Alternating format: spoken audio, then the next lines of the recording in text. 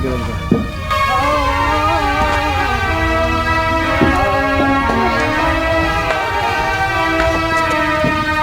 माई माई माई तक का होगल माई माई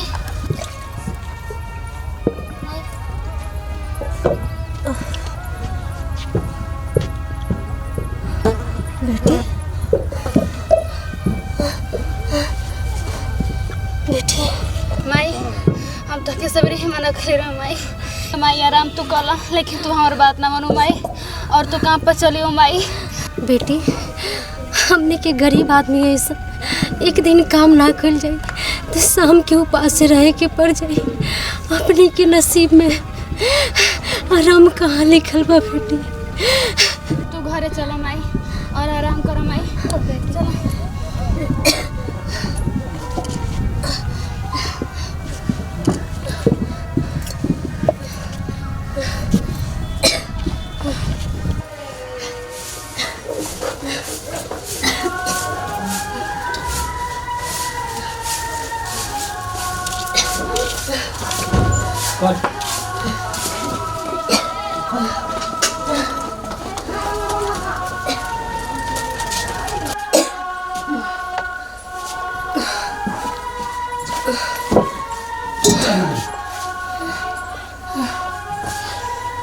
आराम से माई माई तू आराम करो हम तेरी खाते दवा दे के आते नहीं। हाँ बेटी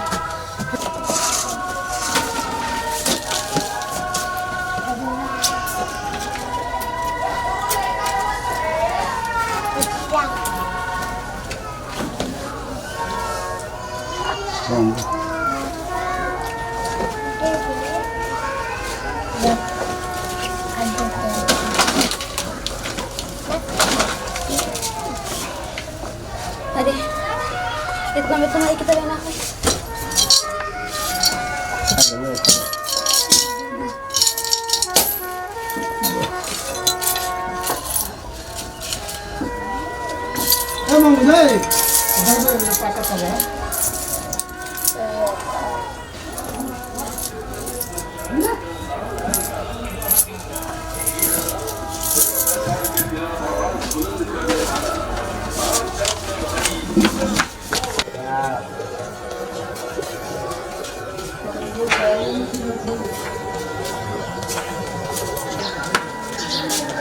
चाचा हमके ये दवाई दे दी।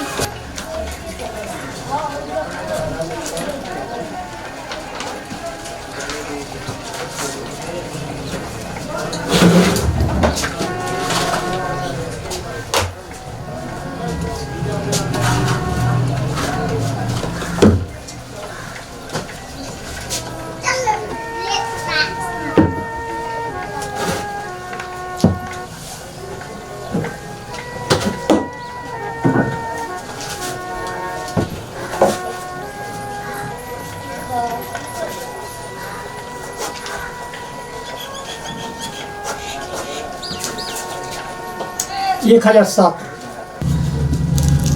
चाचा हमारे पास तो ये 500 रुपया भाई रोआ रखे और पैसा हम बाद में दे दें। तो पैसा न रहा तो दवाई लेवे खातिर क्या करी हो? दवाई उधार मिलेला। चल भागा।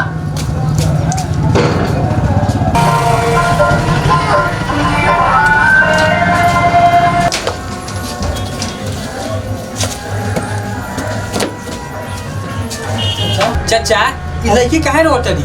पैसा लेला ही नहीं खी आ दवाई लेवे चलिए। दवाई उधार मिलेला। अच्छा ठीक भाई दोनों दवाई हमरा के दे दी।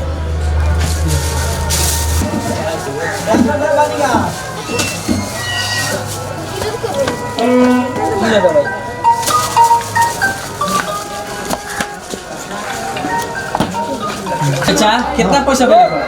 1007 रुपया बाबू। ले जो तुमको छूट गई। जा लड़कियाँ तो चल गई।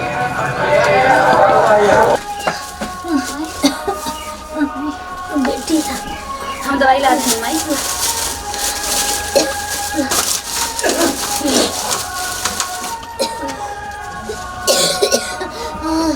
बेटी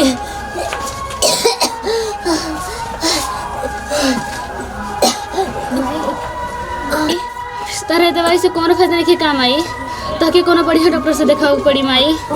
बेटी खाली पेटी तो दवाई बड़ा नुकसान करता। जामुन से जिसे कुछ पैसा उधार लेके आओ। ठीक बा माई, तू अपन ख्याल रखिए, हम ज़्यादा नहीं। ठीक से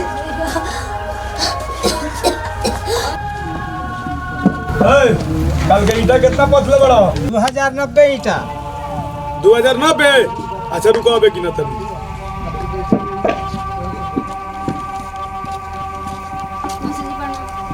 प्रणाम प्रणाम। तू ए जी का बात बा? चाचा हमार माई बहुते बीमार बिया, ओकरा दवाई खातिर हमके कुछ पैसा उधार दे दी, और घर में भी कुछ खाए के नहीं के। तार माई पहले ही से एडवांस ले ले बिया और पैसा खातिर तारा के भेज दलो। चाचा हमने गरीब पैदा करी चाचा, और एक पाई हमने के चुका दूँ चाचा। पैसा तो हम दे दे, लेकिन हमारा संगे मंजूर बा तो बोलो। इरोरा का कहता नहीं, हमके ही मंजूर नहीं के। तो चल भाग, हमारे लोग पैसा नहीं के भाग।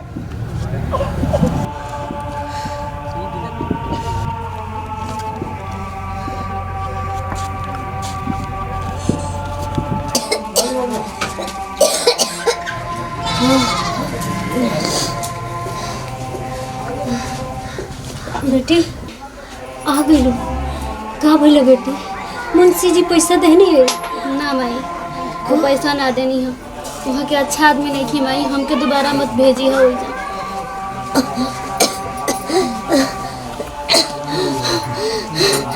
हे भगवान, इस जालिम दुनिया में गरीब के कितना जियल मुश्किल बा। बेटी जा अरविंद सिंह जी के दुकान में कुछ राशन के सामान लेके आवा। माई बिना पैसा के उन्हों के ना दें। बेटी सुना बेटी, दुनिया में सब एक समान नहीं खे।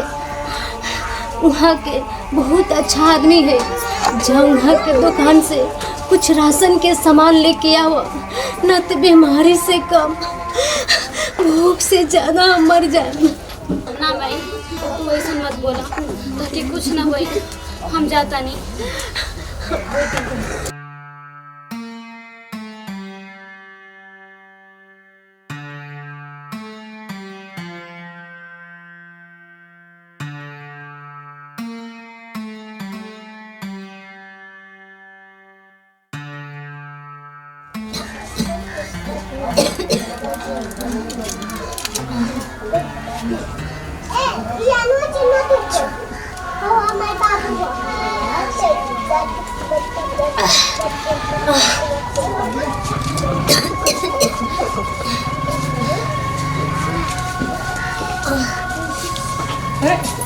माई तू आराम कर और ठीक हो जाएगी बेटी।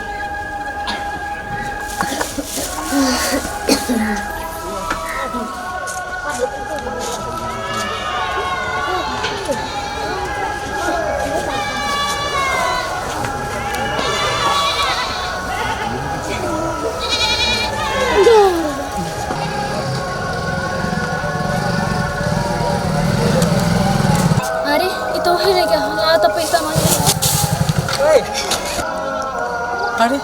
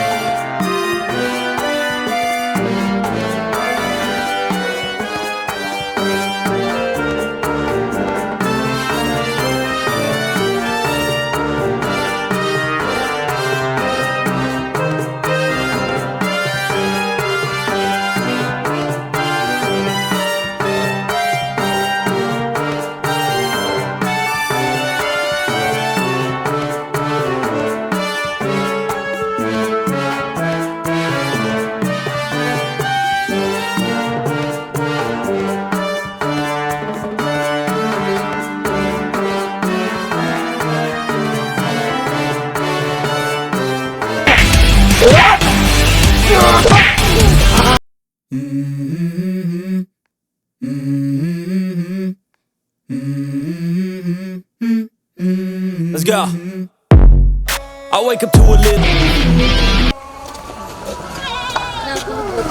अरे यहाँ धन्यवाद के क्या बात इस तो हमारे फर्ज जलसा चलो तरह के तरह घर छोड़ देते हैं चलो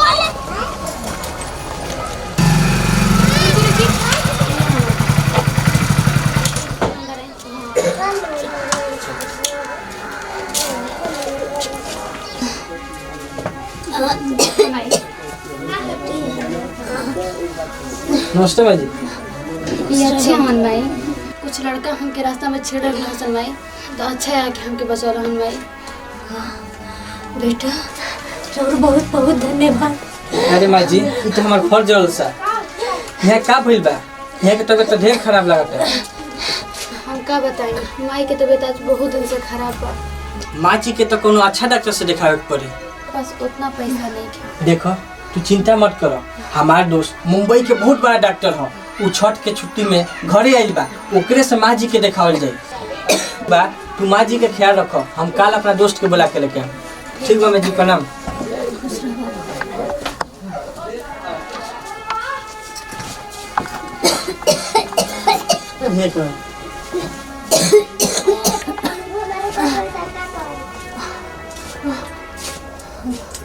जुबान दिखाइए।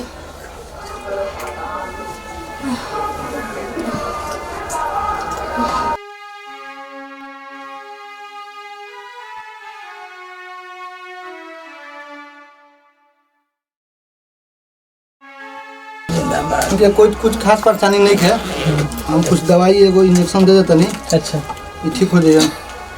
ठीक बा ज़्यादा कमजोरी बा तनी खाए पिए के ध्यान रखे के पड़ी। ठीक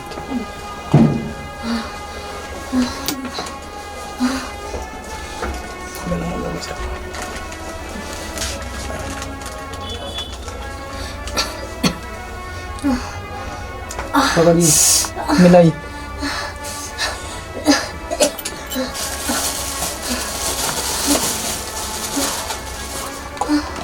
और कुछ दवाई बा इन तरह के सुबह शाम खियो और खाना पीना का ख्याल रखिए ठीक बा।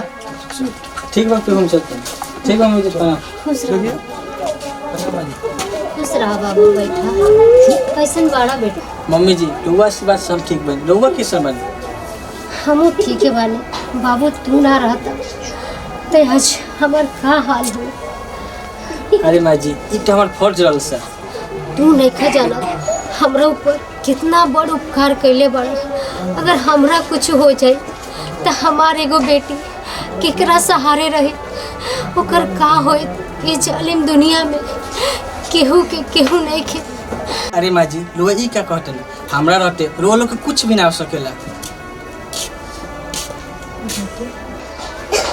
एगो हमार सियान लड़की भी एकरे चिंता लागल रहेला दिनों रात एकर कोनो बढ़िया घर में शादी ब्याह हो जाए तो हम निश्चिंत हो जाते। माँ जी रउआ बुरा ना मानी तो हम एगो बात कही कहा बेटा हम इनका से प्यार करेंगे इनका से शादी करे के चाहते नहीं माँ जी तारा से अच्छा हमरा बेटी के केहू पति ना मिली। उठा बेटा बेटी हाथ दो बेटा आज से हमरा बेटी के संभाल के रखिए।